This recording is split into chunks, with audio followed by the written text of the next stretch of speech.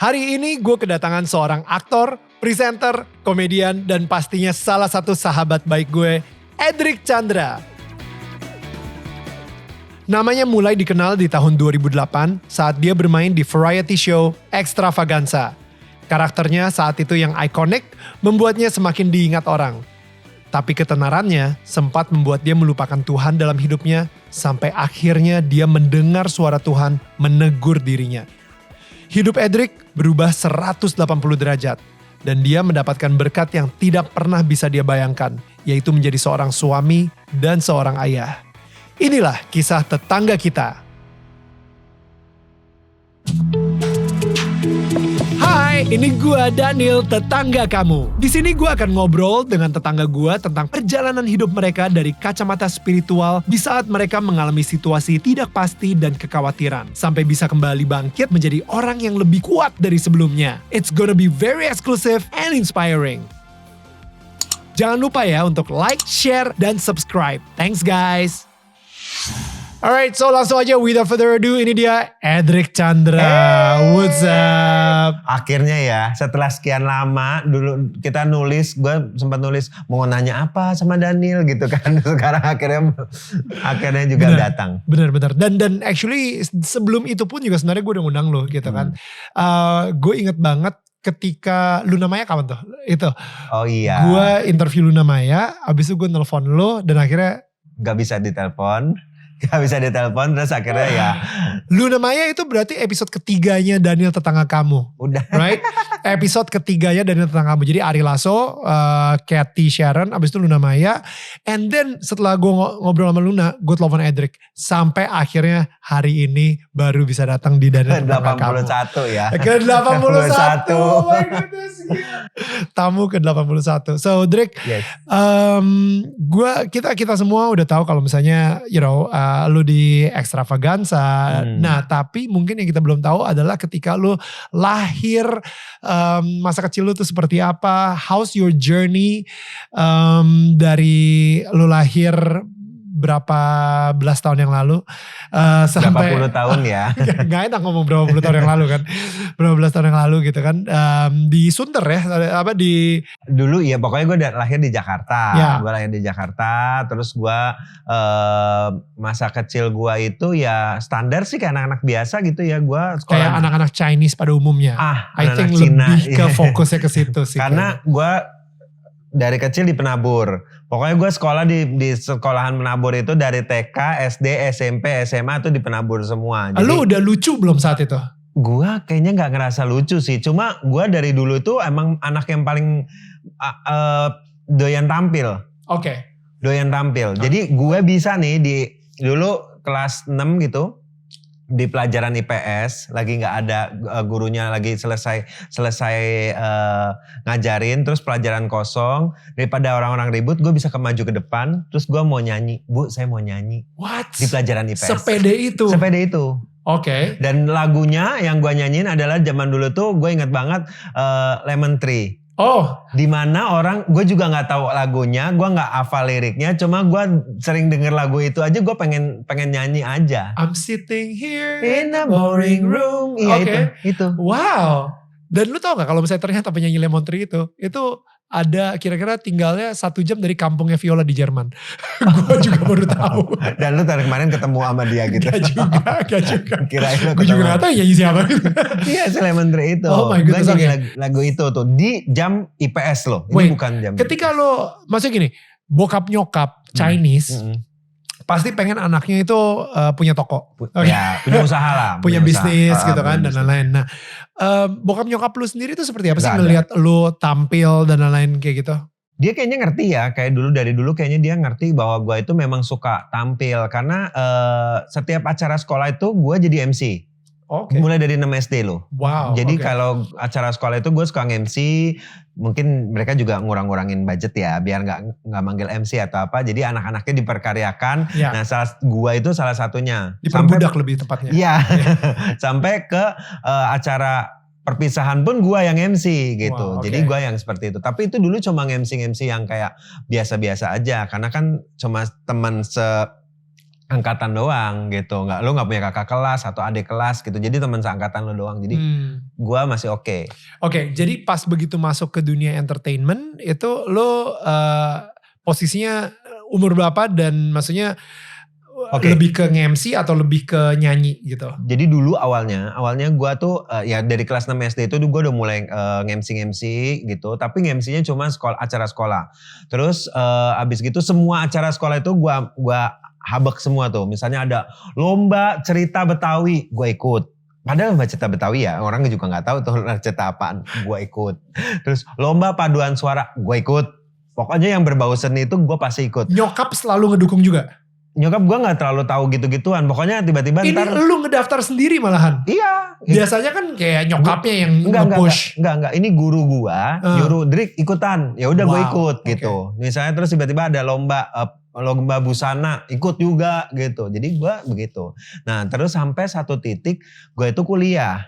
Gue kuliah di Untar. Untar ya, ini Cina banget kan. Gue udah kayak Pak Penabur, terus akhirnya kuliahnya di Untar. Wow, gue udah benar-benar kayak wow. Tapi Untar, iya itu udah benar-benar kayak mendarah daging ya. Di Grogol, Gunung Sari, ya itu kayak mendarah daging gitu. Pasar baru ya kan. Nah jadi gue langsung berpikir, terus habis gitu tiba-tiba di masa orientasi itu kan dulu ada mos-mos gitu kan. Di mos ini kakak kelas gue itu kayaknya udah tahu nih orang nih kayaknya tampil banget nih gitu. Gue selalu jadi bulan-bulanannya mereka tuh. Drik maju Drik. Akhirnya gue itu diangkat jadi salah satu anggota BEM waktu itu di kampus. Wow. Abis gitu kampus ini punya acaranya adalah pentas seni. Wah siapa nih MC-nya nih? Drik lo MC, gue takut gue masih anak baru kan, gue bilang gitu, gue masih anak baru ntar gue salah lagi. Junior gini. Gak udah lu nge-MC aja. Gitu. Akhirnya gue nge-MC. Dari situ, terus ada satu kakak kelas gue itu bilang gini, Drik lu kayaknya harus jadiin MC ini jadi mata pencarian lu deh. Lu harus nge-MC beneran gitu. Terus gue berpikir, dari situ gue, ya juga ya. Jadi gue coba deh. Nah gue coba tuh, akhirnya gue coba pertama awalnya di event organizer. Event organizer gue sebagai event organizer. Oh, dan MC? Enggak, awalnya gue event organizer dulu. Di Jakarta? Di Jakarta, Sweet 17. Setiap acara Sweet 17, tuh gue jadi event organizer. Gue sebagai yang ngurusin lilin, terus ntar yang gue datengin klien, terus gue bilang, iya ntar kamu mau temanya apa? Balon atau tema? Nih harganya segini. Terus jadi gue marketing juga, gue jadi event organizer juga. Sampai di situ ntar kalau acaranya ini, kamu mau MC-nya ini MC-nya bagus gini. Umur berapa nih? Umur 17? Itu 2004. Udah kuliah ya, sorry. Kuliah, berarti umur 18-an lah. 18-an ya, oke. Nah, habis gitu. Itu udah bisa nyari duit sendiri dong berarti itu ya? Dulu mah dibayar dari IO itu mah cuma nggak dibayar gue di IO itu. Gue cuma bantuin doang. Jadi masih belum ada bayaran yang gimana gitu. Ya cuma disuruh bantuin, ya udahlah gue pikir gue ngebantuin. Dan gue juga nggak ngapa-ngapain kan gitu. Abis gitu tiba-tiba one day, ini gue nggak tahu emang rencananya Tuhan. Gue lagi IO di Putri Duyung tuh, ingat banget gue, Putri Duyung Cottage. Gue lagi IO di situ, yang MC cuma satu orang. Terus MC-nya bilang begini, Drik lu temenin gue MC yuk sini. Gak apa-apa, belajar-belajar aja. Gak dibayar gak apa-apa kan Drik? Oh yaudah deh, karena gue udah sering ngeliat orang-orang MC dan gue udah tahu pakemnya Sweet 17 kayak gimana. Karena Sweet 17 itu kan sebenarnya pakemnya cuma itu doang ya. Jadi dari tahun 2004 itu sampai sekarang juga pakemnya sama. Jadi ya udahlah, gue nge-MC deh. Gue bilang ya udah gue nge-MC deh gitu. Dan dari situ kliennya tuh seneng banget. Gue nggak dapet duit, tapi gue dapet angpau dari kliennya. Wow. Dikasih angpau, kalau gue ingat banget tuh dikasih angpau kalau nggak salah waktu itu gope. Jadi itu adalah duit pertama kerja gue tuh gope. 500 gope ribu. Ceng. Nah ya 500 ribu. Nah dari situ langsung dipakai sama IO ini sebagai MC. Dan gue tuh gak tahu kenapa ya puji Tuhan dipakai MC tuh hampir setiap hari nge-MC-nya. Ini pas masih kuliah dong berarti masih ya? Kuliah. Kuliah ambil apa? Kuliah gue ngambil desain grafis. Oke. Jadi lo juggling tuh ya antara MC dan kuliah juga? Iya, tapi kan kalau MC kan malam, selalu malam. Iya. Ya, jadi kuliah gue kan pagi-pagi sampai MC yang jadi oke. Yeah. Malam-malam gue nge-MC ya udah oke lah gitu. Jadi gue udah bisa bayarin kuliah sendiri dengan duit MC gue. kelihatannya, dan itu sih sebenarnya yang gue pick up gitu ya. Gue selalu ditanya gitu, Nil gimana sih cara lu menemukan passion dalam hidup lu gitu. Dan jawaban gue selalu sama, lakuin apa yang lu suka, walaupun gak dibayar pun lu tetap akan ngelakuin. Bener. Right? Dan Bener. lu kayaknya menemukan si passion tersebut melalui MC ini. MC gitu. Iya, gue tuh suka ngomong. Terus kan lu kan hobi ngomong, terus lu dibayar kayak lu kan wow dapat ganda ya. Iya. Terus lu suka ngerjain orang, gue tuh jahil, gue suka ngerjain orang. Nah ngerjain itu akhirnya jadi duit, nih kan kenapa enggak gitu. Iya, Jadi iya. gue ngelakuin itu semuanya kayak gak ada beban. Walaupun lu capek, lu kayak udah kayak, lu bayangin gue nge-MC-nya itu sehari bisa 3 kali. Pernah tuh, itu yang back to back tuh. Jadi siang itu Sweet 17, tengah-tengahnya ada acara perusahaan, terus malamnya Sweet 17 lagi. Jadi back to back 3 kali tuh. Gila. Nah 3-3-nya itu nge-MC semua. Dan lu ngomong terus kan. Dan gue suka, gue seneng gitu. Gue bahagia banget nih bisa menghibur orang. Apalagi kalau lu ngomong, lu nge-MC terus orang ketawa, tepuk tangan. Wah itu lu udah langsung kayak wow. Itu udah energizing banget buat lu gitu. Dan maksud gue apa ya, ada orang juga mungkin yang lagi nonton pun juga ngerasain gitu. Ah gila itu sih bukan gue banget. Karena ketika gue ada di atas panggung, gue keringet dingin, gue malu. Perut gue bener-bener kayak udah mules kram kayak gitu. Nah itu bini gue. Oke, there you go. Jadi people are made different, tapi emang sepertinya passion lo ya seperti tadi gue bilang gitu ya, nggak dibayar pun nggak apa-apa, dan lu benar-benar literally nggak dibayar dan lu nge-MC malah kliennya suka dan mulai saat itu dipakai terus. Oke. Jadi itu menurut gue jangan mikirin segala sesuatunya itu dari duit dulu gitu. Jadi gue tuh dari dulu emang begitu. Gue nggak pernah mikirin duitnya dulu. Gue mikirin adalah ini gue suka gak nih? Kalau gue suka, gue jalanin. Kalau gue gak suka, gue coba. Tapi kalau sampai titiknya gue gak suka. Karena gue pernah, berarti kan gue desain grafis, gue magang itu di kantoran. Gue ngejalanin, ngetik di kantoran itu, terus ngetusir-tusir foto-foto orang prewedding, terus gue bikin logo. Gue gak suka. Gitu. Itu dan di sisi itu gitu. Tapi gue coba dulu. Nah, gue gak suka ada di posisi itu. Dan mungkin kalau misalnya kita gak suka ngelakuin hal tersebut tapi kita paksain, itu gak akan membawa sukacita buat orang-orang sekitar kita juga. Dan gak bisa membuat kita sendiri juga bahagia gitu ya. Iya. Jadi orang-orang di sekitar lo kayak ngerasain, ya udah hasil kerja lo, oh ya bagus Drik, udah gitu doang. Tapi gak kayak, gila ya Drik lu sampai bisa begitu banget gitu. Kalau lu MC itu kayak gitu tuh. Iya. Oke, so akhirnya di pick up sama TV atau mungkin film? Enggak, gue awalnya ikut. Nah ini juga lucu nih. Jadi gue itu abis dari situ 2007 tiba-tiba teman gue abis nge-MC sama temen gue. Gue inget banget temen gue tuh namanya Icut. Si Icut itu abis nge-MC pulang malam, kita udah jam 10 malam. Terus si Icut bilang begini, Drik besok ada audisi Extravaganza, ikutan yuk. Gak mau Acut, gue gak lucu. Kan gue memang bukan komedian. Tapi MC kan lucu terus gitu. Iya tapi kan itu kan lucunya secara spontan. Lu gak bisa tahu tiba-tiba lu gak lucu kan. Kalau namanya lomba audisi gitu kan pasti lu harus ayo dong lucu dong, pasti gitu kan, ngerti gak sih? Pelawak gitu kan. Iya, nah itu gue bilang gue gak ngelucu. Terus gue pick up satu kata dia bilang begini, rezeki itu datangnya pagi-pagi, udah ikut aja. Karena gue gak maunya gara-gara paginya. Gue bilang aduh gue belum tidur nih jam 3, terus lu jam 9 udah harus sampai sana, gak mau gue bilang gitu. Rezeki itu datangnya pagi-pagi. Datanglah gue, karena pengen buktiin aja kalau misalnya lu bisa bangun pagi gitu. Gue bisa bangun pagi. Jam 8 gue ke situ tuh udah full. Di Trans TV itu udah full. Wow. Udah full orang. Terus habis gitu oke lah. Gue coba deh. Gue udah berdiri di posisi paling depan pintu Trans TV itu yang gede di tengah itu. Gue udah di depan itu. Udah lumayan depan lah. Tiba-tiba wah ini takut nih ininya pecah pintunya karena kaca, pindah ya ke sebelah sana. Jadi otomatis lu di paling belakang. Kan? Iya kan, lu kayak aduh Tuhan. Terus gue ingat banget doa gue waktu itu sama Tuhan. Tuhan kalau Tuhan mau Edric ada di sini, Tuhan lancarin semuanya, Tuhan yang bikin semuanya jadi mudah. Lo tahu tiba-tiba ada seorang satpam nyamperin gue. Dan gue inget banget nama satpam itu adalah Andreas. Nyamperin gue, udah Mbak Icut, karena dia kenal Icut. Icut tuh dulu dancer di Trans TV. Masuk aja lewat pintu tamu. Gua bertiga sama temen gua itu masuk lewat pintu tamu dengan disoraki ratusan orang itu. Woi itu kan woi. Gitu. Wow. Nah kita masuk.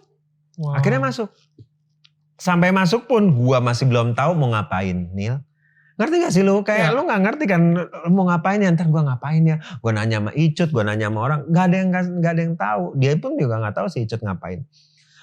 Gua ngapain ya. Terus pas gue buka pintu juri, gue ingat banget tuh, gue dapat nomor 60-an gitu, terus gue buka pintu juri itu, terus gue langsung kayak Tuhan kasih tahu gue harus jadi orang Cina secina-cinanya.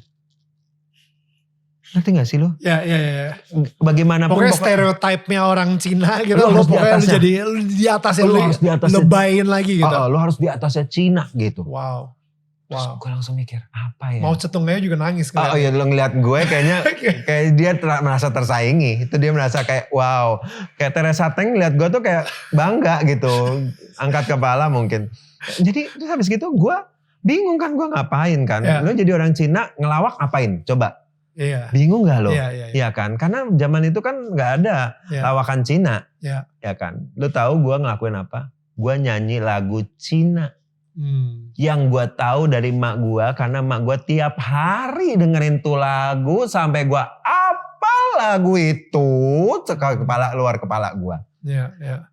Dan gue create itu sama lagunya Agnes Mo. Cinta tak ada, iya gue mash up. Cinta tak ada logika dicampur sama Yeliang Taipei Water Scene. Jadi lo pikir aja kira-kira kayak gimana tuh ya, itu kayak gitu. Iya, luar biasa. Nah dari situ akhirnya gue gak, kan ya lo tau dong kalau juri-juri gitu kan dia kan gak mau kasih lihat ekspresinya kan gitu. Ini orang-orang pada suka gak sih gue bercina-cina begini, ntar dipikir gue rasis banget nih, gue Cina banget gitu kan. Semuanya diem. Iya makasih ya gitu. Abis gue keluar itu tuh semuanya ngakak. Gue gak tahu tuh gila nih orang. Jadi gue lihat rekaman setelah dia ini. Oh oke. Gue lihatnya setelah lama. Setelah berapa bulannya. Terus udah, habis gitu. Ini juga kejadiannya bener-bener lucu banget nih. Habis selesai itu, gue harus nge-MC loh Nil. Oke. Jadi hari itu gue audisi, hari itu juga gue mesti nge-MC jam 7 malam. Sedangkan jam 6 sore itu dia masih belum selesai. Dan gue dikasih tahu, lu masuk ya ke babak kedua. Bingung gak lo? Ini lo antara milih harus nge-MC atau balik ke babak keduanya. Iya kan. Ya gue udah sampai jarak ke sini. Gue pengen masuk babak 2 sih. Tapi lo harus profesional juga kan. Sebagai MC. Jadi gimana tuh? Terus akhirnya gue bilang begini. Boleh gak sih gini deh gue datangnya telat. Atau orang lain dulu deh yang opening gitu. Gue bilang gitu. Gimana menurut lo? Dibilang gitu. Terus habis gitu. Oh ya udah. Cepetan ya Drik. Jam 6 tank itu masih belum selesai. Terus gue bilang gini sama IO-nya. Bukan sama IO-nya, sama si jurinya ini. Mbak maaf, kita berdua mesti ada acara. Tapi kalau memang gak bisa ya gak apa-apa gitu. Cuma kasih tahu aja gitu. Oh iya, sorry nih, juri-juri yang lain mesti sholat maghrib. Waduh tambah pusing lagi, gue udah jam 6 lewat, sholat maghrib 6:30. Terus tiba-tiba si yang juri ini keluar. Kalian bertiga ada yang gak sholat maghrib nih, masuk aja dulu. Kalian audisi dulu, karenanya mau pergi kan. Akhirnya kita audisi. Wow. Di saat itu. Di saat itu kita audisi, untung gua berpartner dengan teman gua itu yang udah lama nge-MC bareng. Si Icut ini? Icut ini, sorry. Iya. Jadi kita udah tektokannya udah kayak lu udah kayak ngomong biasa aja. Jadi kita disuruh gue suruh ngomong pakai bahasa Cina yang nggak benar, maksudnya yang asal-asalan, tapi ditranslatein sama si Icut. Oh ya ampun, lucu banget. Dan itu benar-benar si Icutnya juga translate-nya lucu banget gitu. Jadi apa yang gue ngomong pakai bahasa Mandarin terus ditranslate dengan lucu dengan si Icut. Jadi akhirnya mereka tuh ngerasa itu adalah sesuatu yang oke banget. Orisinil juga. Orisinil. Karena kan yang selama ini, gue berani jamin dari kuota orang sehari itu 200 orang. Mungkin yang ngomong pakai bahasa Mandarin dan ngomong ngebawain Cina itu cuma gue. Ya. gitu. Jadi itulah salah satunya, yaitu karakter yang gua buat sendiri karena Tuhan yang nyuruh gua begitu gitu. Akhirnya gua baru tahu bahwa dari 4.000 orang kepilih cuma 4. Tapi Icut nggak kepilih. Tapi nggak sampai di situ juga. 3 bulan berikutnya itu ada struggling kalau oke nih abis ini ada 2 orang lagi yang keluar dari 4 orang. Dan gua itu masih belum kuat menurut dia. Karena lu belum punya sesuatu Drik. Waktu itu tuh. Lu tahu triggernya adalah gua dikasih peran bencong. Jadi gua inget banget. Gua dikasih peran bencong. Lawan main gua adalah Mas Adi Bing Slamet. Ini di Extravaganza nih? Lu udah di Extravaganza nih sekarang ya? Tapi emang karakternya belum kuat gitu saat belum itu? Kuat, udah mau dikeluarin. Ibaratnya nih 3 bulan udah mau dikeluarin. Dikasih peran itu. Langsung gue tuh kayak slek gini, bencong banget nih orang. Wow ini kayaknya keduanya Aming nih gitu. Jadi langsung slek gitu. Abis dari situ dikasih Extra Singwen.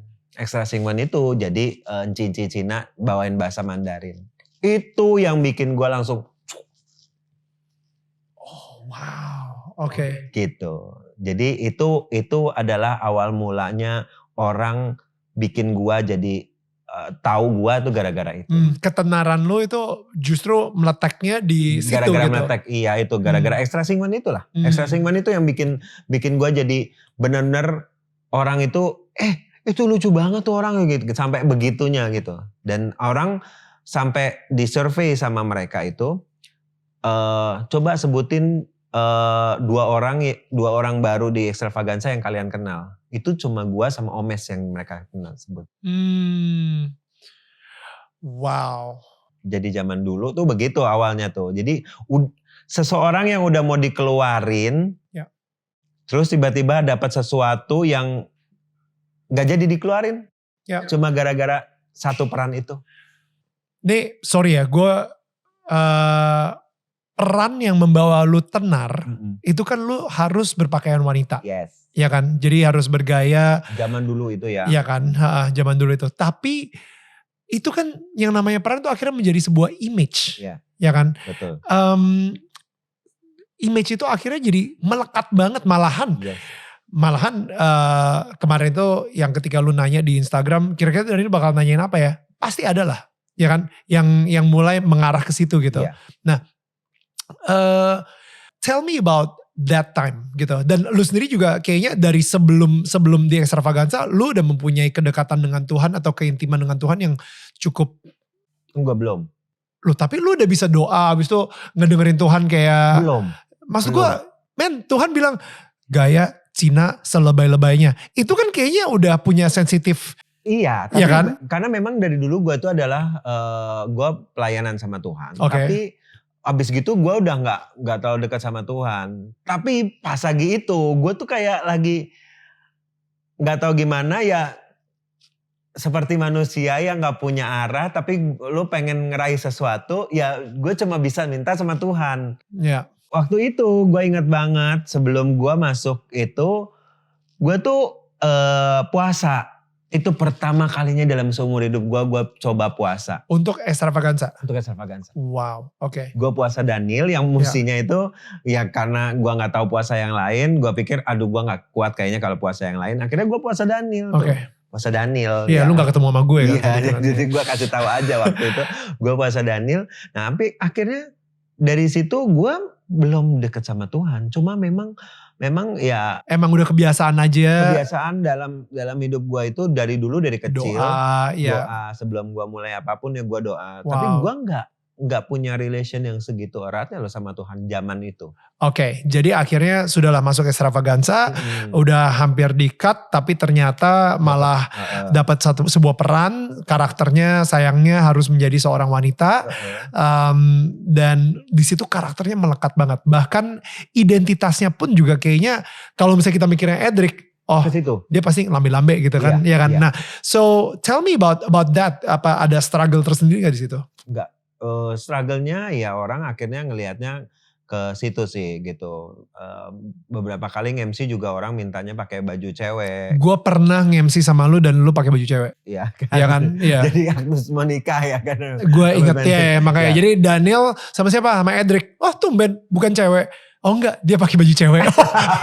Terus langsung bingung kan? Langsung bingung. Gue sendiri juga bingung ya kenapa. Tapi itu bertahun-tahun yang lalu ya. Ya, itu udah berapa ya. Iya waktu awal-awal Extravaganza itulah. Ya. Maksudnya setiap waktu awal-awal Extravaganza gue juga pernah nge-MC sama Aming berdua-duaan pakai baju cewek di kawinan. Wah. Jadi maksudnya mungkin orang image-nya jadi kayak wah ini melambai nih gitu. Ini ya kayak ini. Cuma gue berpikir ya itu part of your job. Jadi gue ngerasa bahwa kalau lu sudah memerankan sesuatu dan orang udah admit dengan peran lu, orang udah ngerasa mengakui kalau misalnya lu hebat gitu maksudnya. Dengan peran itu, ya. Itu akan ke bawah terus. Ya. Kayak ibaratnya misalnya Didi Petet dengan Emon. gitu atau misalnya dengan yang peran-peran seperti itulah. Jadi itu pasti udah ke bawah. Padahal sebenarnya generally orangnya nggak begitu gitu. Cuma itu udah ke bawah. Dan menurut gua ya udahlah, gua juga nggak bermasalah dengan itu. Gua waktu itu gua juga ya udahlah, orang ngerasa gua ngondek ya udahlah gitu ya. It's okay. Maksudnya tapi di circle lu sendiri itu kan ada sedikit ekspektasi juga gitu kayak apa nih, keluarga atau no friends, temen. Kan di entertainment akhirnya lu mulailah bersahabat dengan orang-orang di dunia entertainment juga gitu. Nah di situ kan kayak mereka biasa kayaknya. Mereka biasa ya. Karena kan mereka di dunia begitu. Ya. Lu udah sering lihat makeup artist begitu kebanyakan, ya kan? Yeah. Di stylist begitu kebanyakan. Jadi dia itu udah sesuatu yang udah menurut mereka mungkin biasa gitu. Jadi nggak ada sesuatu yang aneh gitu, Neil, di saat itu. Jadi gue merasa ya udah gue lebay dicampur ngondek ya udahlah, jadilah gue gitu. Jadi gue ada kayak gitu. Cuma awal-awalnya gue nggak ngerasa itu sebuah masalah, Neil. Itu menurut gue ya udah kalau orang part of your job lah. Iya, itu part of my job. Tapi lama kelamaan gue ngerasa kok kayaknya gue risih gitu kalau selalu dihubungkan dengan itu, lembek dihubungkan dengan yang kayak gitu-gitu. Gue agak risih sih lama-lama. Gue ngerasa kayak gue kayaknya susah nih kalau misalnya mau ngerubah image. Saat itu Tuhan di mana? Maksudnya saat itu hubungan sama Tuhan. Ya. Hubungan sama Tuhan gue masih jauh. Karena gue pas masuk Extravaganza, jadi gue udah doa-doa sama Tuhan, dikasih sama Tuhan, terus gue jauh lagi sama Tuhan. Thank you ya. Thank you Tuhan gitu. Terus gitu gue jauh lagi sama Tuhan karena gue gak pernah ke gereja. Udah abis itu gereja gue tutup. Jadi gue gak pernah ke gereja lagi, jadi gue bingung nih, gue udah kayak kehilangan arah karena gereja gue tutup gitu. Gue mau kesini juga bukan gereja gue gitu, jadi gue masih kehilangan arah tuh. Muter. Jadi lo bayangin tuh dari 2008, 2000 sampai kejadian, maksudnya sampai gue turning pointnya tuh 2015. Oke, 7 tahun tuh ya. Lama. Nah, kelengkapan tuh 7 tahun tuh. Terus akhirnya dari 2008 itu ke 2017 itu gue kayak nggak ngerasain apa-apa sih, Nil. Karena gue nggak ada Tuhan, gue sempat putus pacaran juga. Gue pacaran tuh 10 tahun, Nil. 8 sampai 10 tahun dari SMA soalnya gue ingat banget. Terus gue diputusin gara-gara gue jadi Extravaganza. Dia bilang, lu mau pilih mana? Lu mau pilih gua apa kerjaan lo? Ya kerjaan lah. Ya kerjaan lah. Iyalah. Lu masih pacar gue. Masih nanya. Lu waktu itu kan gua ngerasa gila lo, gua lagi di puncak-puncaknya terus lu suruh keluar gitu. Gua baru masuk TV terus lu suruh keluar. Hello, lu siapa? gitu kayak gitu. Belum istri gitu kan misalnya. Belum istri, lu masih pacar gitu. Terus habis gitu dia, iya soalnya ya habis gitu gua ngerasa oh ya udahlah. Udah. Akhirnya gue juga gue sendirian, terus gue jauh dari Tuhan tuh.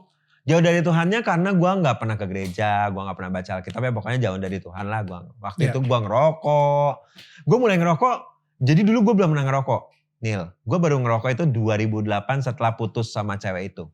Dan dan di dunia entertainment juga dan gitu. di dunia entertainment. Jadi teman-teman pada ngerokok, rokoknya juga gue samain sama teman-teman gue yang kayaknya di tongkrongan sama. Jadi gue tinggal minta. Gitu. Gue ngerokok. Jadi dulu gue gak pernah ngerokok. Gitu. Terus udah habis gitu gue ngerokok. Jadi gue lost tuh. Masuklah di hidup gemerlapnya entertainment tanpa Tuhan gitu kan. Gue ketemu ya dugem-dugem gitu. Gue bolak-balik. Tapi ya dugemnya gue juga masih dugem ke kontrol sih. Gue jujur gue gak pernah drugs. Gue gak pernah alkohol. Kenapa gue gak pernah alkohol? Karena gue ada asam lambung.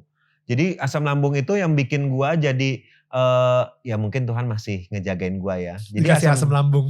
Karena asam lambung itu kalau gue minum besoknya tuh suara gue hilang. Gitu. Jadi gue daripada suara gue hilang, gue nggak bisa nge-MC, mendingan gue nggak usah minum. Gitu. Tapi sisanya yang lain kayak dugem-dugem ya gue hampir temen ajakin kemana gue ikut. Gitu. Itulah gue. Sampai pada posisi itu 2015. Oke. So what happened 2015? 2015 gue ketemu sama Pastor Philip Mantova. Dari Mawar Sharon. Ya. Jadi gue ingat banget, gue lagi nge-MC, dia itu sebagai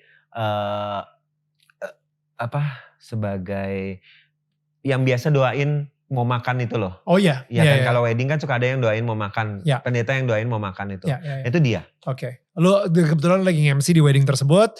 Abis itu sebelum kita memulai makan, yuk kita undang pendeta Philip Mantova untuk berdoa, untuk doa makan. Udah kayak gitu aja. Ya gitu. Dan nggak tahu gimana, tiba-tiba sebelum mau pulang, akhir acara, dia nyamperin gue ke belakang panggung. Gitu.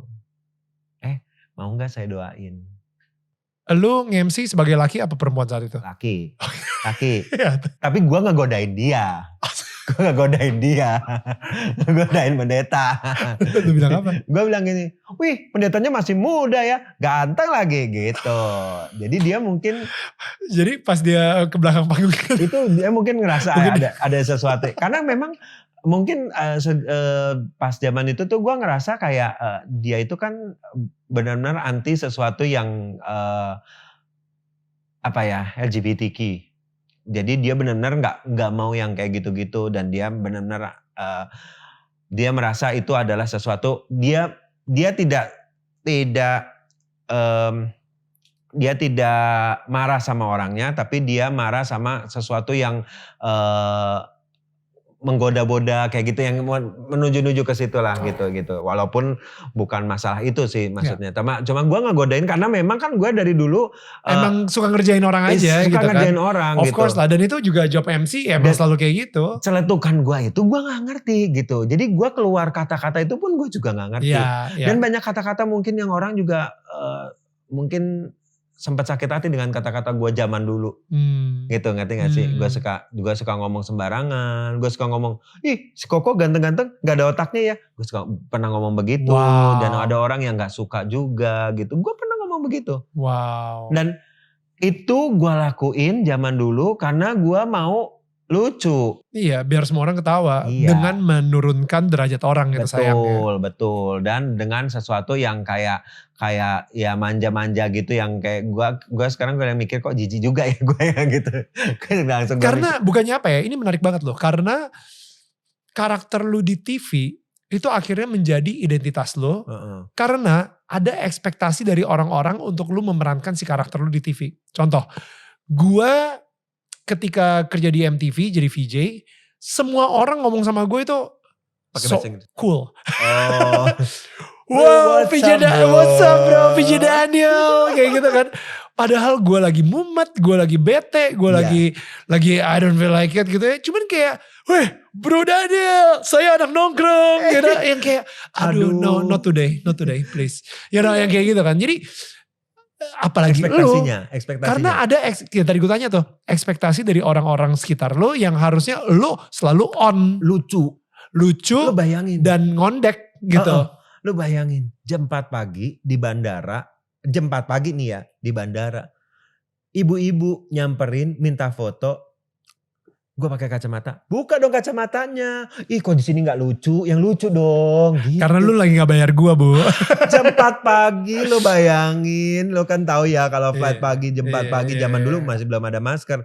Kan stres ya digituin Iya, ya. lumayan. Terus gue pernah juga pas lagi MC ditabok orang, mau ditabok orang pernah. Gara-gara? Gara-gara gue, nah ini, gue itu MC pakai bahasa Mandarin. Gue MC itu pakai gue kan dulu kan kalau di Extravaganza itu sering pakai bahasa Mandarin yang asal-asalan. Ya. Nah, akhirnya gue nge-MC sama jengkelin dengan temanya dia jadi jengkelin. Jadi gue berpikir di situ gue komedi banget. Salah satunya gue juga ngomong pakai bahasa Mandarin asal-asalan itu. Ya. Taunya ada orang yang nggak suka. Kenapa? Karena dia ngerasa dia dipermalukan.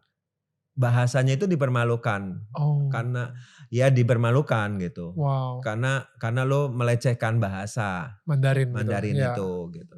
Gua langsung bilang, ya minta maaf sebelumnya. Gua minta maaf karena gua nggak tahu tapi gua tahu itu artinya nggak ada yang gua ngomong. Ya, bukan kata-kata kotor bukan juga. Kata-kata kotor juga karena gua sedikit banyak gua tahu Mandarin. Lu bisa bahasa Mandarin? Gak bisa gue bilang gitu, tapi gue tahu apa yang gue ngomongin tuh bukan, itu karya gue sendiri aja, gue bilang gitu. Terus tadi gue udah pengen tampar lo loh dibilang katanya, karena lu udah melecehkan itu. Gue ngerasa dipermalukan apa gimana. Oke.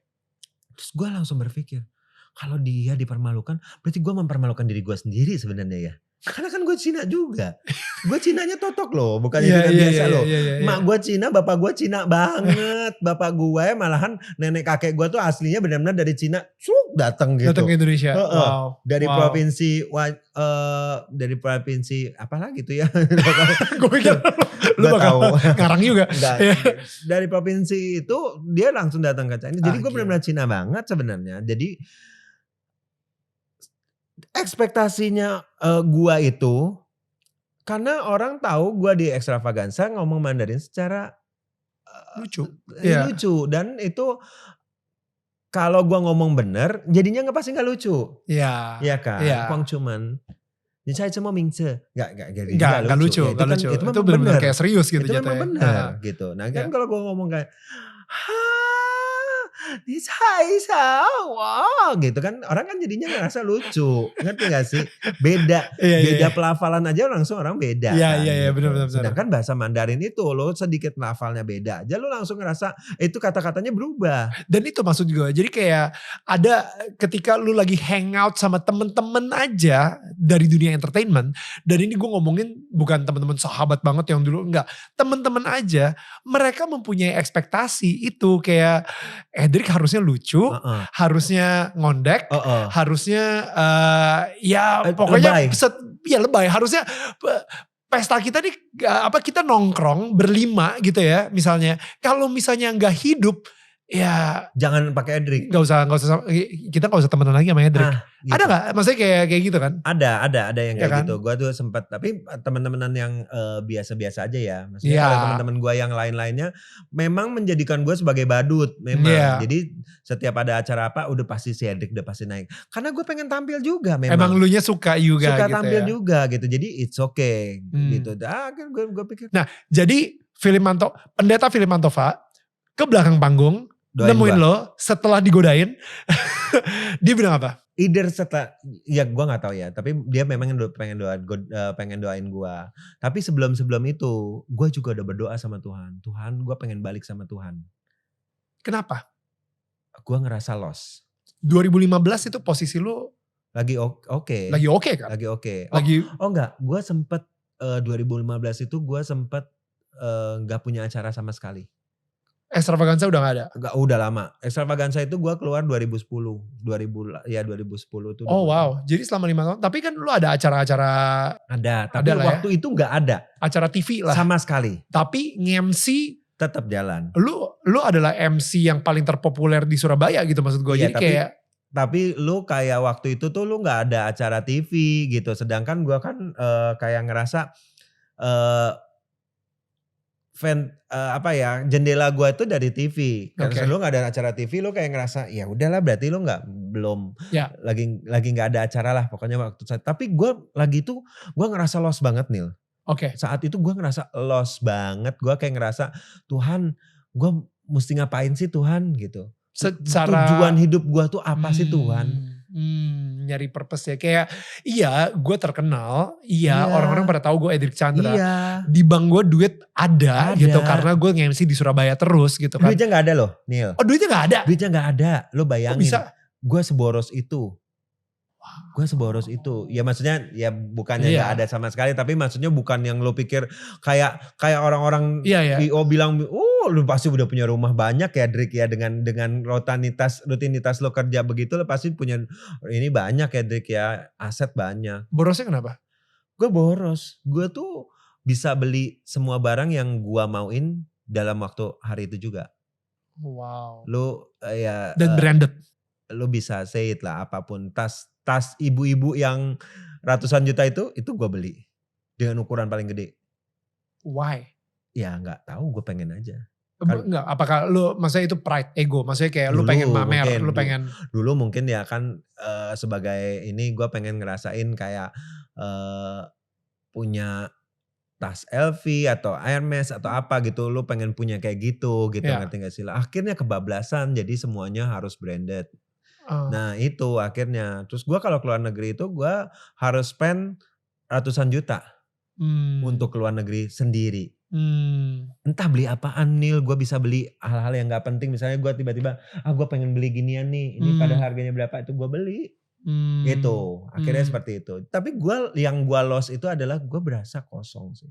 Waktu itu kosong banget.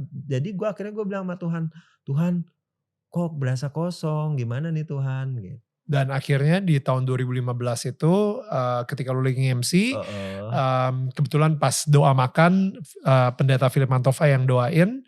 Terus itu pun juga lu gak pikirin lah saat itu ya. Lu bener-bener kayak godain dia aja ya gitu udah, segala. Ya karena temen MC gue itu kenal sama Pastor Philip. Gue gak kenal. Oke.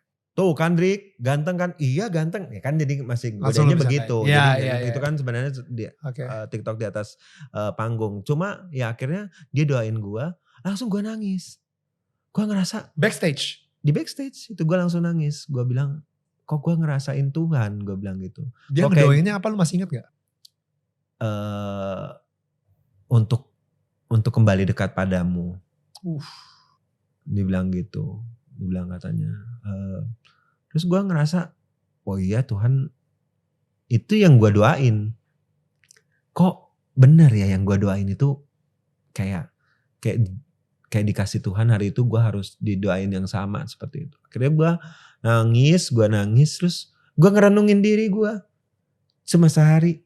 Besoknya gue udah biasa lagi, gak ada apa-apa. Gue gak jadi lebih religius, gue gak jadi lebih baca Alkitab. Enggak Nil. Beneran gue gak jadi apa-apa. Udah tuh. That's it. Jalan. Sorry ini either gue agak lupa ya. Either 2014 atau 2015. Pokoknya gue ingat banget. Udah. Selama gue jalan itu. Kalau gak salah 2014 kejadiannya. 2015 sehari sebelum Natal 24 Desember. Jam 4 pagi gue bangun. Gue duduk. Terus gue dengar suara, aku tidak mengenalmu. Very loud and very clear. Crystal clear. In your ear. Bukan kayak gue gitu. Bukan. Bisikan hati, bukan dari mimpi, bukan dari. Enggak, ini suara. Kencang banget. Dan gak ada siapa-siapa, gue cuma tidur sendiri. Aku tidak mengenalmu. Gue langsung kaget, gue langsung duduk diem. Diem lama gitu gue mikir. Suara siapa, suara apa.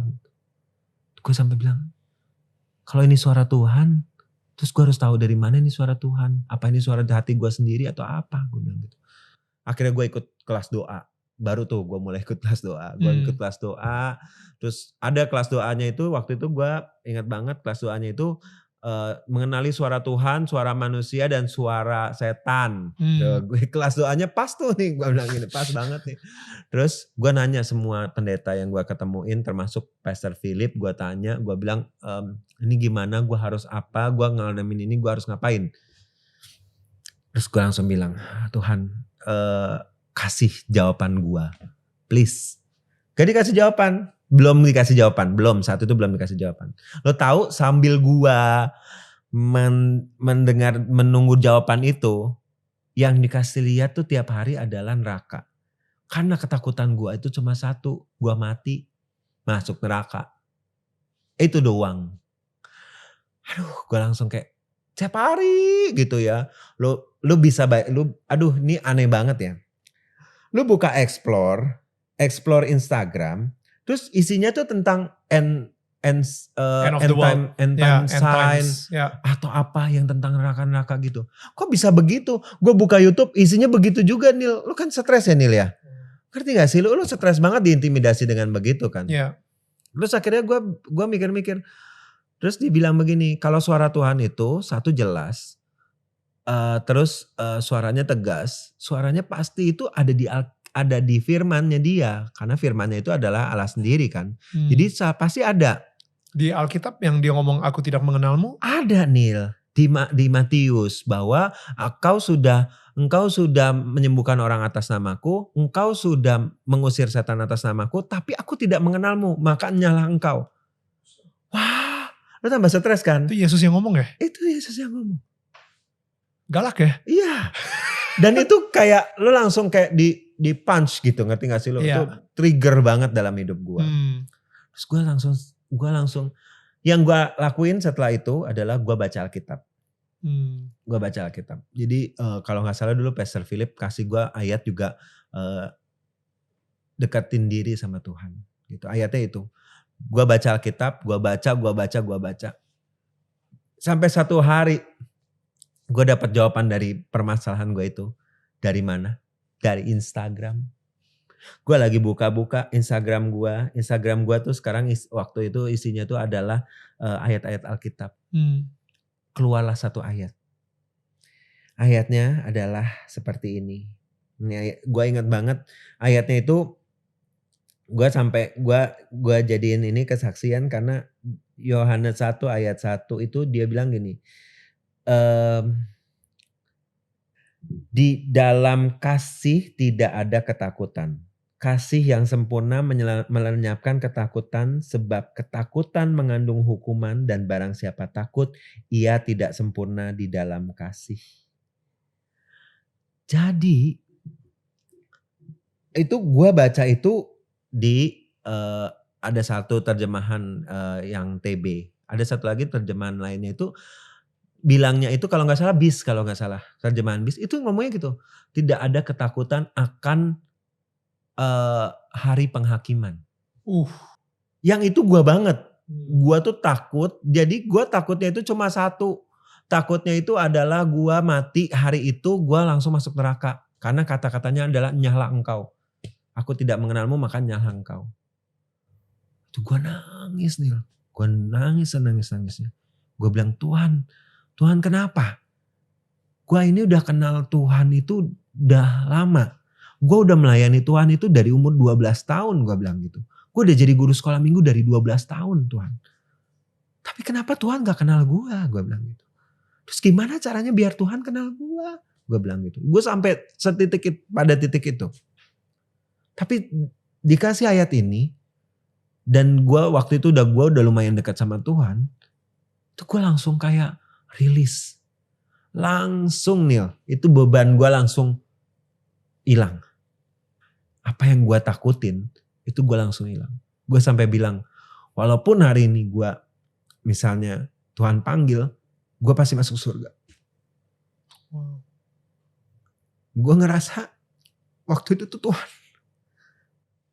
Jadi di masa-masa waktu yang sebelum gue dengar suara itu, Tuhan lagi nge-build gue.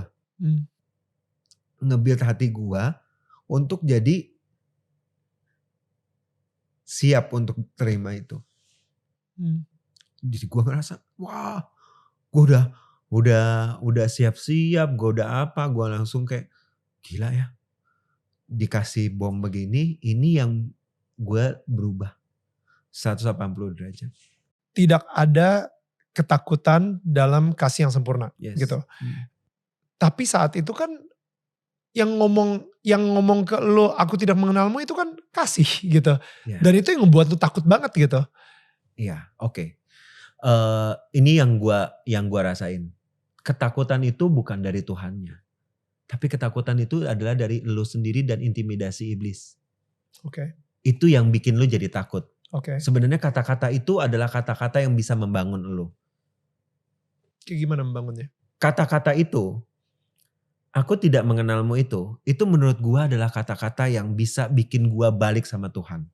Karena kalau nggak ada kata-kata yang begitu, gua nih kalau cuma dibilang kayak, Drik, ayo Drik balik sama Tuhan.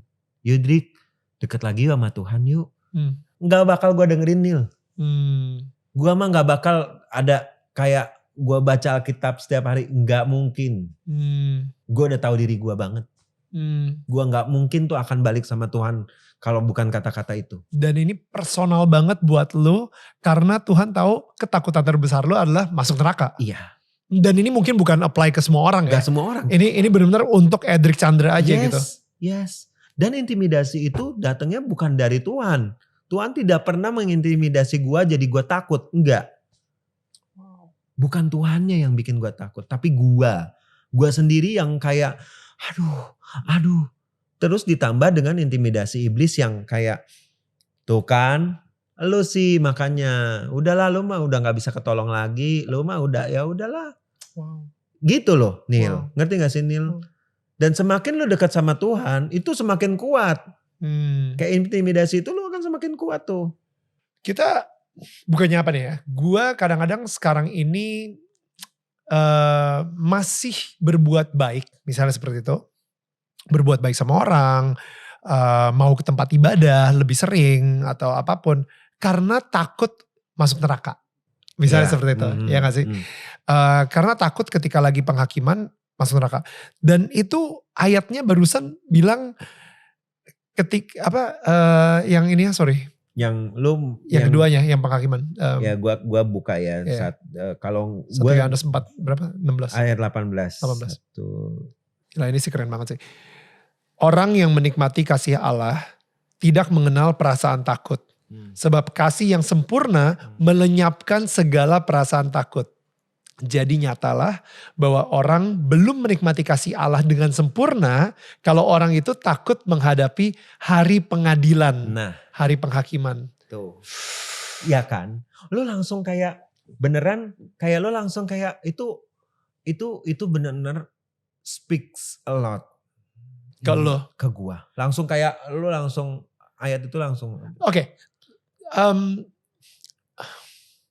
Jadi sebelumnya ya. Jadi gua ngerasa apapun yang selama ini gua lakuin, apapun kebaikan yang udah gua lakuin selama ini, kalau lu nggak ngerasain kasihnya Allah, kalau lu nggak ngerasain kasih Allah yang sempurna tadi itu, sempurna itu, dan lu ngerasa kayak sendirian, lu masih ini, terus lu mau buat apapun, itu nggak ada hasilnya.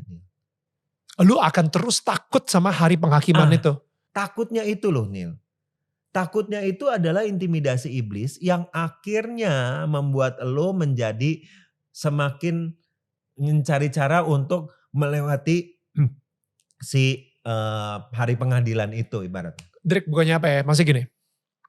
Gua adalah tipikal orang, maksudnya gue mungkin bisa dibilang dulu itu gue sangat performance banget gitu ya. Dan untuk menghindari, emang bener sih, apalagi yang ayat keduanya tadi, maksudnya dia bilang kalau misalnya lu belum merasakan kasih Allah yang sempurna, maka lu akan terus takut sama hari pengadilan gitu. Betul. Jadi banyak banget hal-hal yang gue lakuin di dunia ini, kebaikan yang gue lakuin, even ke tempat ibadah dan maksudnya nyanyi lagu pujian. Karena apa? Karena gue takut masuk neraka.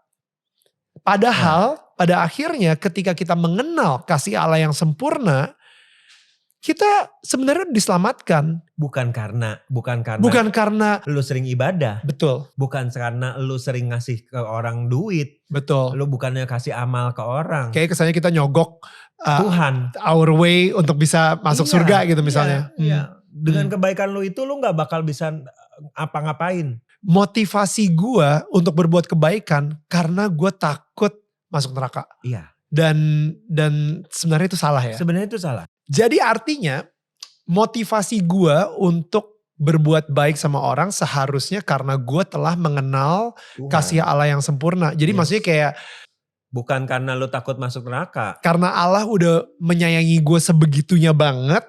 Lu salurin itu. Dan gue salurin itu ke orang Iya. gitu. Dan itu motivasinya beda. Udah pasti hasilnya kelihatan beda. Iya. Iya kan? Iya. Wow. Itu jadi sumber. Wow. Jadi lu jadi saluran berkat orang. Nah makanya selalu dibilang saluran berkat untuk memberkati orang lain. Wow. Jadi lu bukannya karena ketakutan. Karena Betul. ketakutan lu gak bisa masuk surga. Lu jadi harus banyak-banyak beramal. Harus berbuat baik. Ya. Bukan karena itu. Hmm. Karena kalau lu udah dekat gini. Karena kalau lu deket sama gini. Lu menyembah Tuhan. Apa yang lu sembah itu, lu akan menjadi seperti itu. Wow. Apa yang lu sembah itu, lu akan menjadi sosok yang sama dengan apa yang lu sembah. Wow. Lu sembah sendok ya mungkin lu akan jadi mirip sama sendok. Ya. Atau lu sembah ketenaran saat itu mungkin. Mungkin. Kepopuleran itu. Jadi gua akhirnya gua ngerasa populer itu, gua kalau gak populer, gua gak dilihat orang, gua gak dikenal orang itu, gua belum apa-apa. Nah, tapi kalau apa yang lu sembah, misalnya lu sembah Tuhan, Tuhannya itu baik, Tuhannya itu memberkati orang, Tuhan itu maha penyayang, lu akan jadi seperti itu.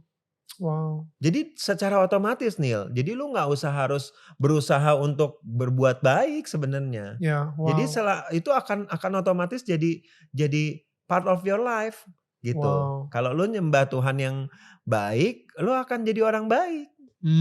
Gitu loh maksudnya. Dan lu gak hidup dalam ketakutan. Jadi lu gak hidup dalam ketakutan. Sampai gua ngerasa ya, benar-benar di saat itu gua benar-benar free. Wow. Gua ngerasa gua gak ada yang gua takutin. Terutama kayak besok gua harus makan apa, gua harus ada apa, itu gua gak takut. Wow. Yang gua takut cuma Tuhan waktu itu. Wow, on fire banget dong saat itu. On fire banget saat itu.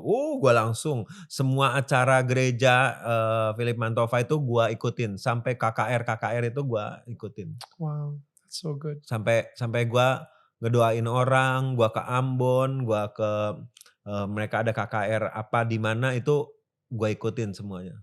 Drake,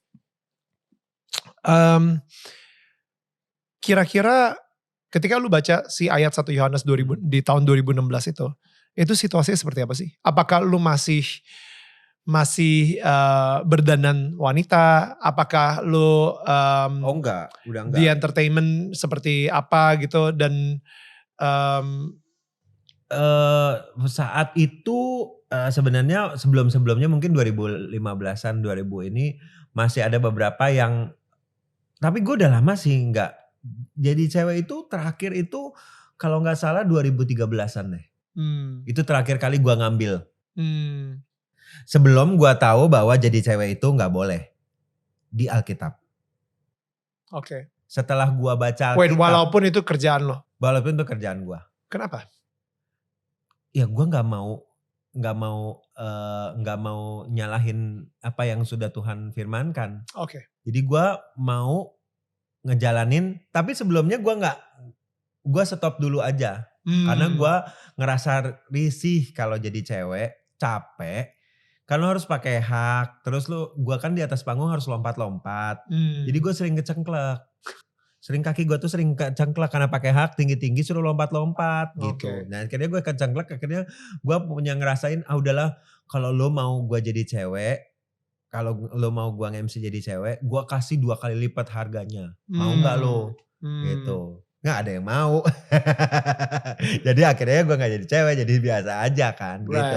Right. Nah itu akhirnya sampai akhirnya gue tahu gitu. Akhirnya gue tahu bahwa itu nggak boleh. Dalam Alkitab ada tulisan bahwa mendukakan Tuhan. Laki-laki yang menggunakan pakaian wanita, menjadi wanita itu mendukakan Tuhan. Even itu memakai baju wanita. Right. Itu mendukakan Tuhan. Jadi dari situ gue komit untuk tidak melakukan itu lagi gitu. Ketika lu ya itu ya, ketika lu memutuskan untuk tidak lagi memakai baju wanita dan malah ngecas 2 kali V gitu misalnya. Setelah lu nge-decide, itu kan pasti job langsung berkurang tuh ya? Enggak. Oh enggak? Enggak. Tetap aja aman gitu? Sebagai laki gak apa-apa gitu? Aman. Nah, tapi ketika lu pernah ada lagi yang nanyain lo, nawarin gitu? Ada. Dan duitnya gede, duitnya beneran 2 kali lipat gitu misalnya. Gua pernah ditawarin HBO Asia untuk jadi peran Banci. HBO Asia loh. Untuk jadi peran Banci. Waktu udah berapa lama ya? Udah setelah berapa lama gitu. Setelah lu memutuskan dan dibilang kalau misalnya laki yang menjadi wanita itu mendukakan Tuhan, itu ditawarin itu HBO Asia. Oh my God. Peran. Jadi gue ingat banget waktu itu jadi namanya siapa Laras atau apalah gitu. Pokoknya gue ditawarin lah satu peran itu jadi Banci itu. Karena dulu kan gue di film juga gue jadi Banci. Ada beberapa film gue itu gue jadi sempat jadi ini juga kan. Jadi peran-peran kemayu gitulah ya gitu. Jadi dia berpikir ya gue masih on track gitu. Jadi ya, dan kali ini HBO Asia gitu. HBO Asia gitu. Yang lo pasti semua orang pada mau kan gitu. Pengen. Terus gue bilang enggak lah, gue bilang gitu. Gue memang enggak. Dan gue juga bukan passion gue yang terlalu gimana, gue bilang gitu. Udahlah gak apa-apa. Gak ada rasa penyesalan, gak ada rasa kayak gak ada. Aduh bisa lebih terkenal nih. Bisa lebih terkenal nih. Gue gak ada. Jadi gue berpikir bahwa daripada gue mendukakan Tuhan, daripada gue bikin Tuhan marah cuma gara-gara gue berperan begitu, mendingan gue ngambil sesuatu yang lain yang hasilnya nggak jauh beda kok dari itu. Itu ya, itu yang menarik ya. Gue ngerasa kayak gini nih. Jadi kalau misalnya itu hukum, I don't mind breaking it. Gue kalau misalnya itu sebuah hukum, itu sebuah keharusan atau sebuah kewajiban, ya hukum itu bisa lah dibengokin dikit. Ya gak sih? Yalah, it's okay lah. Tapi kalau misalnya ini soal kasih, soal cinta, gue tahu ketika gue melanggar hukum ini, gue akan menyakiti orang yang mencintai gue, kasih Allah yang sempurna itu. Jadi dan gue kan gue jadi sedih. Iya, jadi kayak akhirnya gue gak mau ngelakuin. Iya, makanya itu jadi kalau lo bikin dosa itu bukan karena lo gak mau berdosa.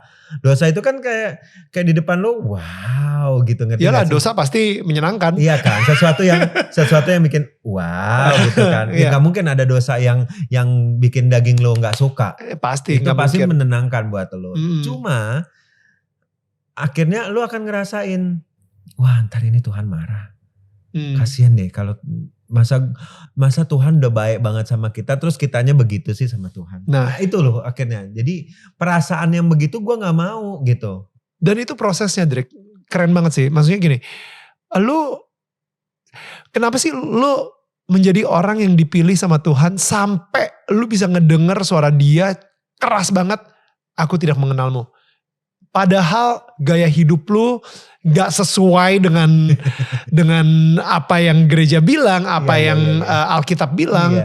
Padahal lu itu juga pas lagi ada perlunya aja lu doa sama dia, begitu dapat ekstravagansa, set udah lu lupain dia, right? Maksud gue kenapa dia tetap milih lu? Itu gue bilang itu adalah sebelum lu milih Tuhan udah milih lu. Jadi lu jangan lu mikir lu yang milih Tuhan. No, Tuhan udah milih lu duluan. Tuhan udah kasihi lu duluan. Kalau Tuhan udah milih lu mau sampai sejauh apapun, lu mau ke luar angkasa, itu lu pasti akan ditarik terus sama Tuhan. Lu pasti akan dibawa terus sama Tuhan. Lu misalnya kayak lu udah jatuh, udah terpuruk, lu udah dosanya tuh udah kayak ibaratnya lu udah ngebunuh apa gitu, itu pasti lu akan terus ditarik sama Tuhan. Ayo balik lagi sama aku, ayo balik lagi sama aku. Itu yang gue rasain. Jadi gue udah sampai kayak gue ngerasa, aduh Tuhan gue udah apalah semuanya, ngerokok gitu, pornografi apa gitu, gue udah begitu semuanya. Masih ditarik, ayo balik lagi, ayo balik lagi, ayo balik lagi. Itu Tuhan. Dan Tuhan sebaik itu.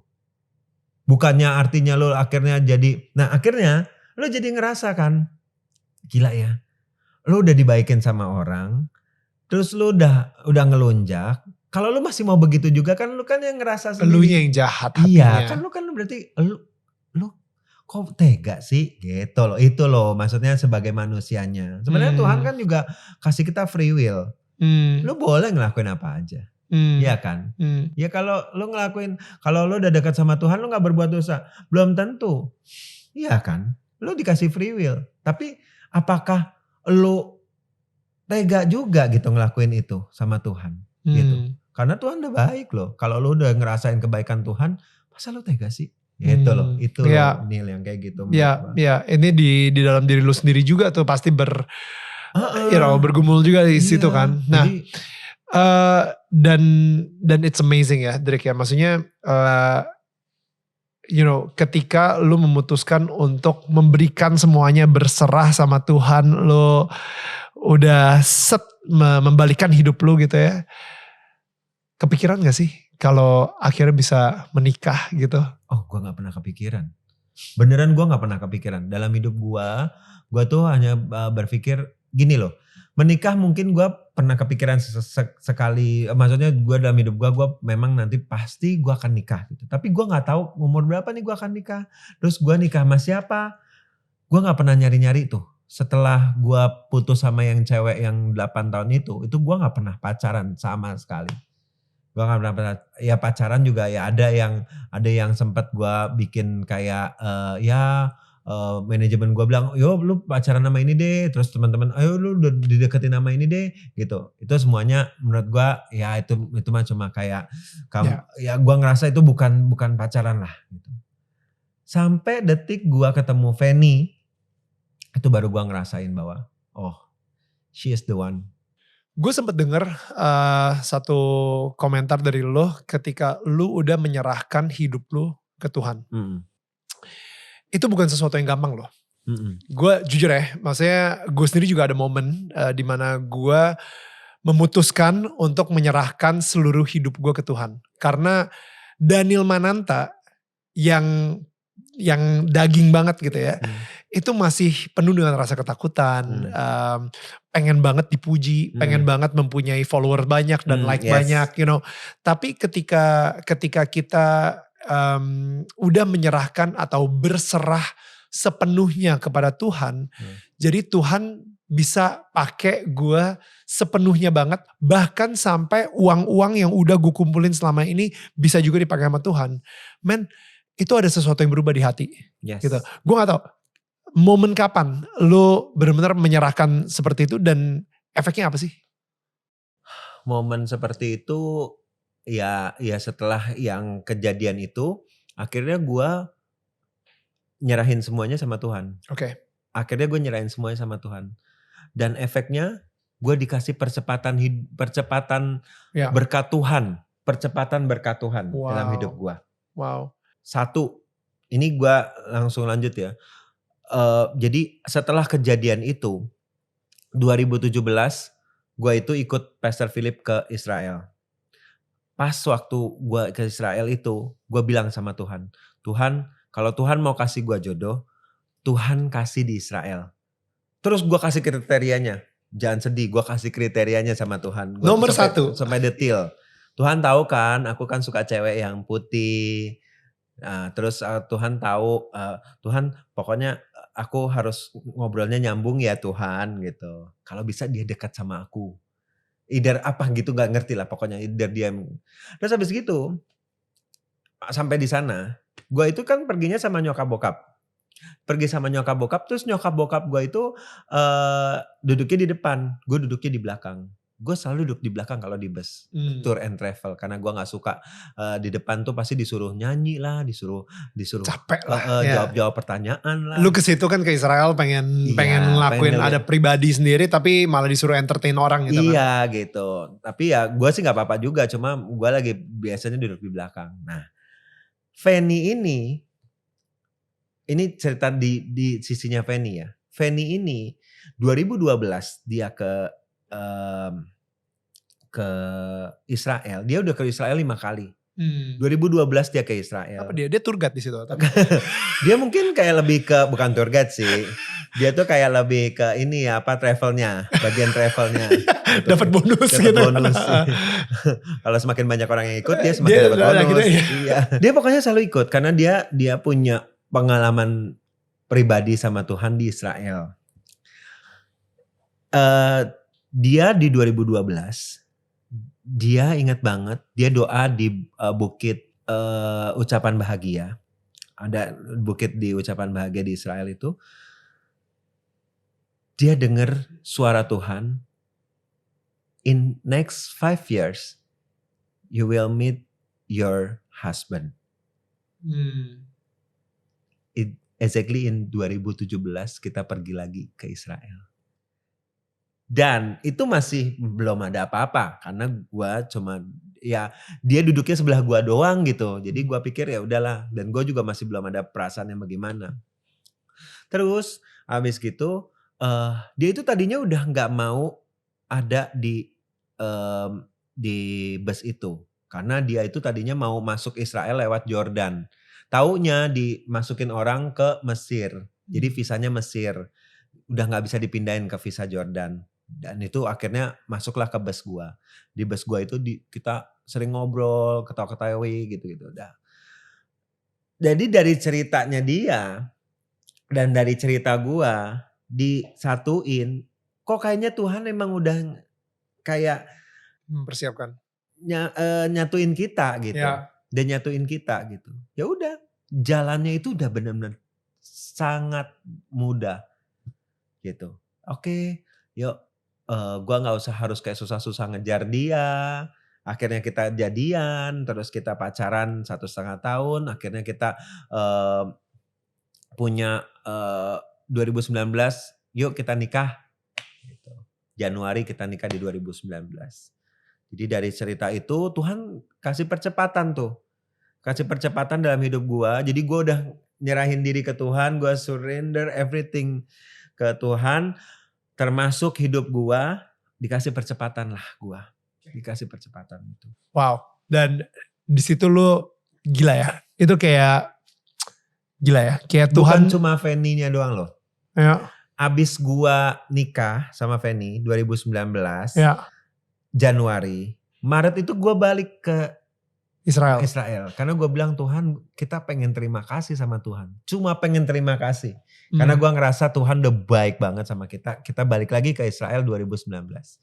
Pulang dari 2019 ke Israel itu dikasih Abby. Abby itu gini loh. Fanny itu bukan usia nikah ya. Jadi Fanny itu nikah sama gue itu udah usianya 39 tahun. Kita sebelum nikah ikutan premarital check up. Oke. Premarital check up. Terus dokternya udah bilang kalau sampai 6 bulan gak punya anak, IVF. Oke. Bayi tabung. Iya, IVF bayi tabung. Karena ini udah umurnya udah risky gitu. Ya. Oke. Ya udah, kita gak mikir apa-apa. Kita udah ngerencanain mau bulan madu abis dari si Israel itu kita rencanain bulan 5 itu kita mau ke Eropa. Udah beli tiketnya udah semuanya. Tiba-tiba Tuhan kasih. Gitu aja. Abigail. Iya. Abigail itu juga namanya lu pikir itu benar-benar deh. Pokoknya semuanya itu gue serahin sama Tuhan. Sampai nama-nama itu gue serahin sama Tuhan. Gue bilang sama Tuhan, Tuhan ini gimana ya Tuhan? Aku bingung kasih namanya karena ini kan dari Tuhan. Gue dari di kandungan dia sebulan sampai 7 bulan gue nggak dapat nama lain selain Abigail. Gue cari-cari udah banyak banget ya, di mana-mana kan suka ada tuh ya nama ini kan udah banyak banget, nggak ada. Semuanya nggak ada. Artinya apa? Abigail itu a father's joy. A father's joy. A father's joy. Awalnya gue akhirnya 7 bulan gue nanya sama Pastor Philip lagi. Kok nama karena ini kan kayaknya dikasih dari Israel. Kalau bahasa Israelnya pemberian Tuhan untuk anak cewek apa ya? Joanna. Pokoknya itulah. Itu pemberian Tuhan. Abis kata Joan itu Abigail. Padahal gue gak pernah ngomong sama siapapun nama Abigail ini, cuma sama si Fanny. Padahal arti Abigail itu adalah a father's joy. Yang artinya juga gak ada pemberian Tuhannya. Terus dikasih nama itu. Ya udah gue bilang oke, namanya fix. Tuhan maunya namanya anaknya Abigail. Abigail atau panggilannya Abby. Ya udah, jadilah anak yang seperti ini gitu. Lu ngira nggak lu akan menjadi seorang ayah? Gak pernah ngira, Neil. Sama sekali gue gak pernah ngira. Gue gak pernah menyangka gue punya anak yang pinter, anak yang benar-benar apa ya? Sebahagia itulah gitu. Dan gue bahagia banget gitu. Gue bahagia banget. Gue punya istri, punya anak yang membahagiakan banget gitu. Jadi itu gue itu langsung kayak di hidup gue tuh langsung kayak benar-benar 180 derajat yang gue bilang itu benar-benar Tuhan kasihnya tuh abis 180 derajat dari hidup gue yang lama, 180 derajat yang berikutnya tuh ke depannya itu kayak percepatan. Ya. Dan percepatan. Ya. Gitu. Ya. Dan itu si 100, oke, jujur gue kenal Edric sebelum dia menikah, sebelum maksudnya ya kita pernah MC bareng lah, kita udah tahu lah ya, maksudnya kayak lu kenal gue itu kenal loh, bukannya cuma kenal doang, lu kita udah live group bareng apa, jadi lu tahu. Tapi lebih jauh dari itu sebenarnya, maksudnya pas zaman lu nakalnya, zaman lu hancurnya dan lain-lain gitu. Tapi maksud gue, dan lu sendiri juga tahu lah hancur-hancurnya gue dan lain-lain gitu. Tapi ada sesuatu yang berbeda ketika kita benar-benar berserah sama Tuhan dan mempunyai hubungan intim sama Tuhan. Iya. Hidup yang, come on, Drake, bukannya apa nih ya. Kalau misalnya nih, 7 tahun yang lalu gitu ya, bukan 10 tahun yang lalu deh, 10 tahun yang lalu. Berarti itu ketika lu masih di Extravaganza, lu masih ngondek, lu masih pakai baju wanita, lu masih pecicilan kemana-mana. Drake, suatu saat lu bakal punya istri sama punya anak. Itu gak mungkin ada yang percaya. Iya. Iya kan? Iya. Come on. Iya, gak ada yang mungkin. Gak mungkin. It's something that is impossible. Tapi Tuhan bisa merubah sesuatu yang impossible 180 derajat dibalikin langsung jadi possible. Yes. Itu. Jadi makanya kalau orang bilang, lu mah udahlah gini. Gue juga gak tahu sih nih. Bener-bener gue itu, ini ibaratnya ya sekarang ini gue tuh lagi hidup di percepatannya Tuhan yang gue gak sampai, gue gak bisa kedip, gue cuma bisa wow gitu doang. Lo tahu 2020 ini kita pandemi. MC itu pandeminya paling berasa banget sebagai MC. Karena gak ada wedding, gak ada acara. Itu pandeminya paling berasa banget, yang paling kepukul pokoknya bagian yang punya acara-acara panggung beginilah. MC terus orang-orang perfilman juga. Iya kayak gitulah. Ya. Gue sampai bilang, gue bukannya mau sombong, tapi Tuhan itu punya banyak cara untuk memberkati lu di luar itu. Tuhan itu punya cara yang berbeda untuk memberkati lu dengan yang lu nggak pernah pikirkan. Gue tuh selama ini ya gak pernah ada kepikiran gue akan jadi brand ambassador skincare. Tiba-tiba Tuhan kasih. Gue tuh gak pernah ada kepikiran tiba-tiba gue dikasih acara-acara dari e-commerce. Tiba-tiba Tuhan kasih. Dan acaranya di rumah. Gak usah keluar-keluar. Dari rumah aja. Yang gampang. Kan kayak gitu-gitu lu gak pernah tahu Neil. Tapi Tuhan udah sediain buat lo gitu. Asal lunya itu mau, asal kitanya itu mau ikut. Dan itu butuh hati yang sangat berserah 100% itu sih. Iya. Lalu kalau lo mau ikut, Tuhan kasih sih. Hmm. Jadi lo tinggal, kan Tuhan bilang, lo tidur aja diberkati. Wow. Iya, lo tidur aja diberkati. Jadi lo gak usah, ibaratnya lo tidur ngapain sih, Nil? Lo tidur ada yang ngelakuin sesuatu gak? Ngelakuin kegiatan? Enggak.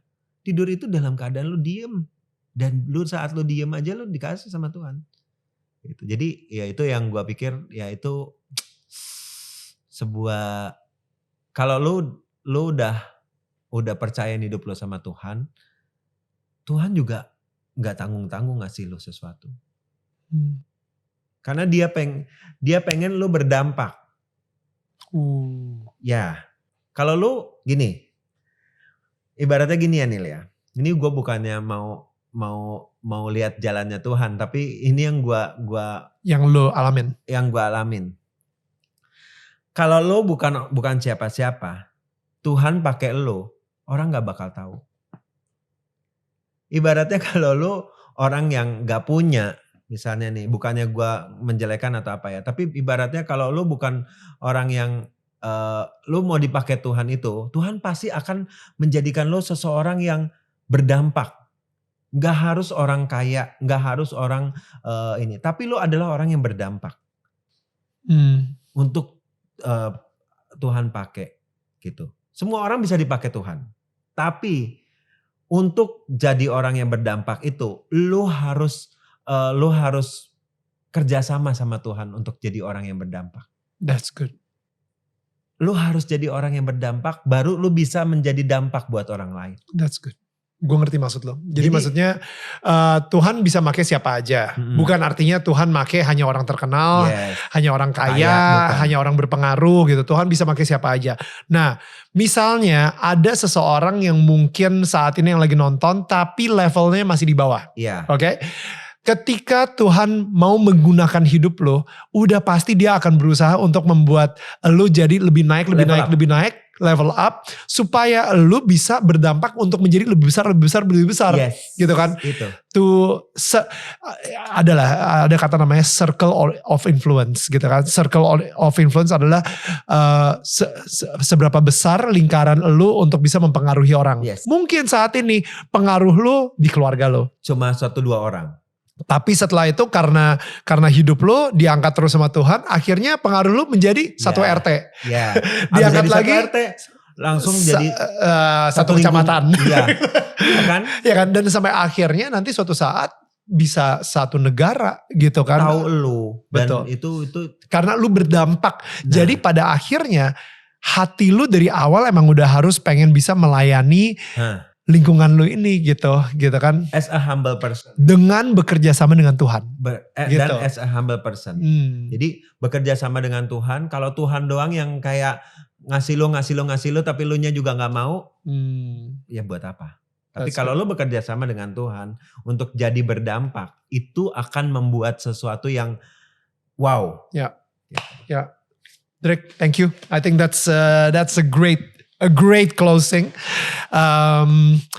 Gue inspired banget from your story. Dan gue ngeliat banget hari ini Drake, ketika gue lagi ngomong sama lu lagi berjalan di mukjizat menurut gue.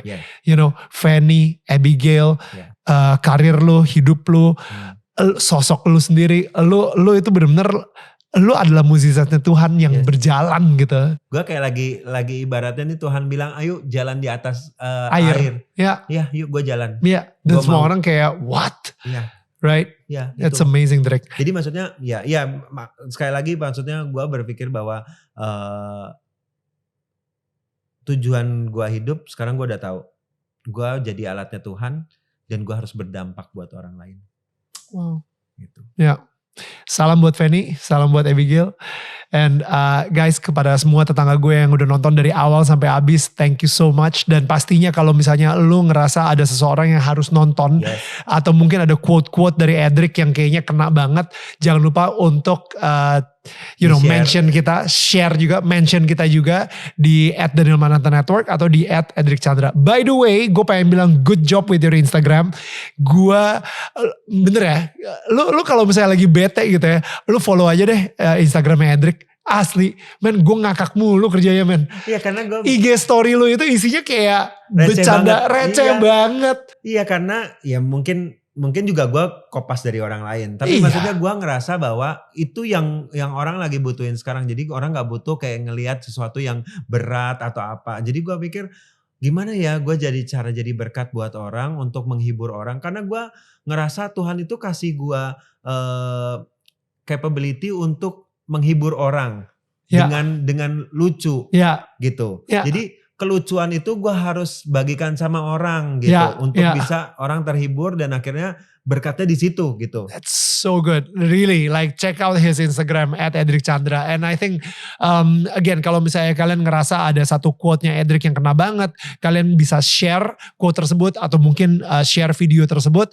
ke tetangga kamu atau orang yang kamu sayang karena siapa tahu aja itu bisa menyelamatkan hidupnya mereka. Right? Bener. Dan pastikan pula kalau misalnya lu belum subscribe, klik subscribe and klik tombol like karena semakin sering kalian berinteraksi, engagementnya semakin tinggi, pesan yang kita bicarakan hari ini akan semakin tersebar dengan orang bisa banyak. Betul, ke orang yang lebih banyak lagi dengan algoritmanya YouTube gitu. Dan thank you banget, and of course kalau misalnya kalian pengen komentar langsung cek di sini. Oh, kalau misalnya lu lebih suka dengerin podcast atau dengerin audio ketika kita bicara ngobrol ini aja gitu ya. Gak mau lihat muka kita. Iya gak mau ngeliat muka kita, langsung cek aja di podcast kita. Tinggal search keyword Daniel Tetangga Kamu karena kita udah available di semua platform digital podcast. And I'll see you guys again. Dan jangan lupa for now, this weekend selalu pikir terus bagaimana caranya kita sebagai tetangga untuk saling menyangga bukan menyanggah. See you guys. Bye.